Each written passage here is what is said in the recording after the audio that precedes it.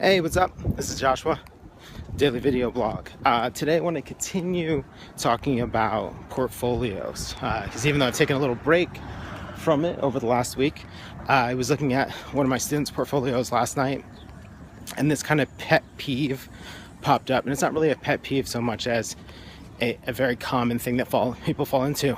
So a lot of people want to make sure that their portfolio works in such a way that if you're not in the room, like if for some reason you're dropping off the portfolio, that there is a sufficient explanation of what it is that you're working on and what you're doing. And you're basically trying to make sure that there is information to contextualize your work and provide a rationale for what you've done, which in that context is super important. But what ends up happening, and I've had this experience a couple times lately, is that a student will be showing me their work and they'll be kind of resting on that page, talking about sort of setting up the project for me. But they end up doing this thing where they've written not a lot of copy, but enough copy that I'm distracted and reading it while they're talking. And very often it's typeset in such a way where it looks like it's book typography. So you end up also straining to read it because it's a couple feet away from you. So it's not actually at the like viewing distance that it would be if it wasn't a book. So it's a sort of doubly frustrating experience.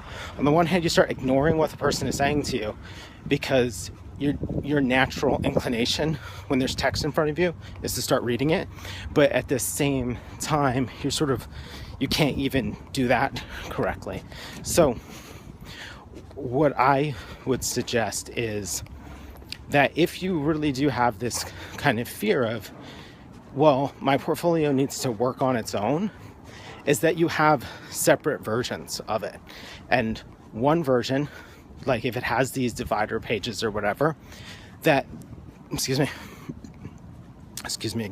those divider pages be more stripped down, and that they just provide a very simple amount of context, like what's the project, who's the client, maybe what year you did it, maybe a one-sentence description in case you didn't sufficiently explain it, but nothing that the portfolio reviewer or job interviewer can get distracted by. At the same time, you might then have a second version that you even keep on you because let's say you go to you're supposed to have an informational interview or portfolio review somewhere, and you get there and it turns out that the person you're supposed to meet with is too busy. They got called into some emergency and they can't review your portfolio today, and they're going to say, can you just drop it off and we'll have you pick it up in a week, which is completely reasonable. But that might be that's the instance where you need the portfolio that explains a little bit more. Why not have a second portfolio on you that is specifically for when I'm not here to present my work, this thing presents the work on its own? A very simple solution to the problem. You should have multiple versions of your portfolio anyway. Just in general, you should have a minimum of 3 of them, if not more, and to have some alternates that are specifically for that, or to have one that's maybe more of a leave behind format, so that if you don't get it back or it's difficult to get back, it's not the end of the world. But have that version that contextualizes and explains your work, but make it for a different reason. Make it so that when you're not there, it does do it, but have a version that when you're there, it is not distracting to the person who is interviewing you.